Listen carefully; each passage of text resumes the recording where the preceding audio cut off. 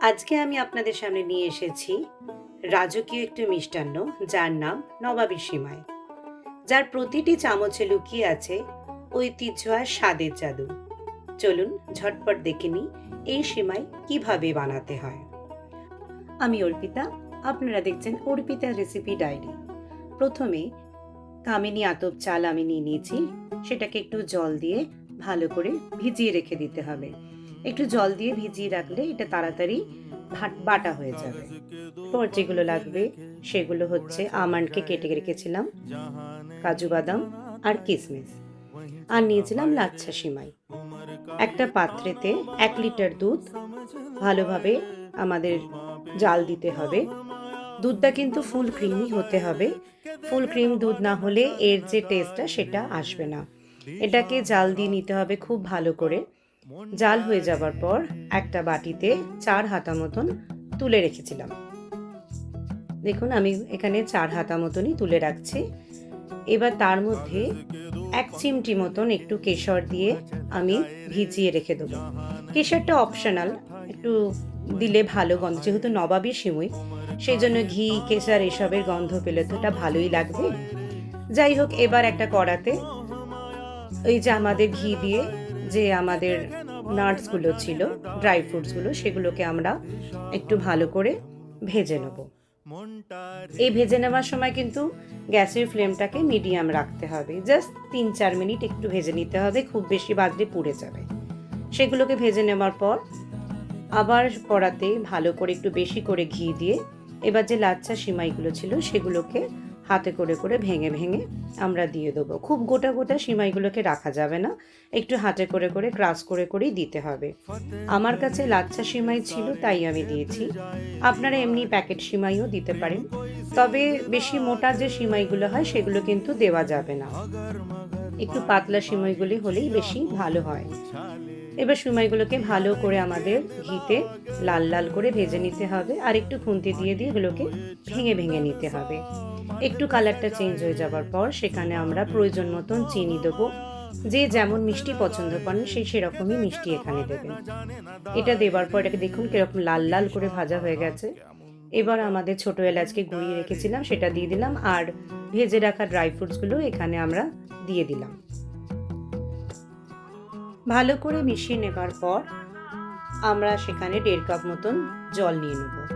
এই 1.5 কাপ জল দিয়ে ভালো করে এটাকে মিশিয়ে নিতে হবে।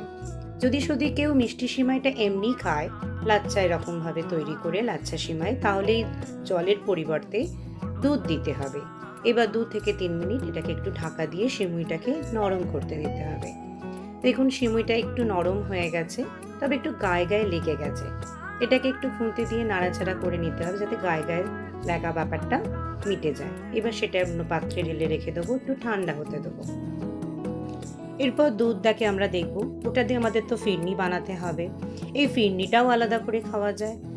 আমাদের একটা মিক্সার জারেতে সে ভিজিয়ে রাখা চাল, 3 চামচ কাস্টার্ড পাউডার, আমি এখানে ভ্যানিলা এসেন্স দিয়েছিলাম, ভ্যানিলা পাউডার আর কি যেটা হয়, আপনারা চাইলে অন্য কোনো ফ্লেভারও দিতে পারেন। আর সেই আমাদের কেশর ভেজানো দুধ, সেটাকে দিয়েও এটাকে আমাদের একটা পেস্ট বানাতে হবে। দেখুন পেস্টটা কিন্তু আমাদের খুব বেশি ফাইন বানালে চলবে না, চালগুলো যেন একটু কচা কচা থাকে। চালগুলো একটু কচা কচা থাকলে টেস্টটা ভালো লাগবে। তবে ফিরনি যদি হয় সেখানে কিন্তু চালটাকে আমাদের বেশ ভালো করে ফাইন পেস্ট বানাতে হবে। দুধটা দেখুন ফুটে কি সুন্দর কমে কমে মতন গেছে। লো ফ্লেমেতেই রাখবেন, না হলে দুধটা পুড়ে যাবে। এবার আমাদের সেই বানানো পেস্টটা এখানে ঢেলে দিতে হবে। ভালো করে ঢেলে এটাকে ভালো করে মেশাতে হবে। এবার আমাদের যে দুধ যেটা ভেজানো ছিল কেশর দিয়ে সেটাও এখানে দিয়ে দিতে হবে। দিয়ে ভালো করে হাতাটা কিন্তু চালিয়ে যেতে হবে। হ্যাঁ, গ্যাসের ফ্লেমটা কিন্তু লো রাখতে হবে, না হলে কিন্তু এটা ধরে যেতে পারে। এবার যে যেমন মিষ্টি পছন্দ করে সেরকম দিয়ে দিতে হবে। এখানে আমরা একটু কম মিষ্টি খাই তাই জন্য একটু কমই দিয়েছি। পরে কারোর যদি মনে হয় চেখে দেখলে একটু বেশি লাগবে দেবেন। চিনিটা একেবারে দিয়ে দিলে কিন্তু আবার খুব বেশি মিষ্টি হয়ে যাবে।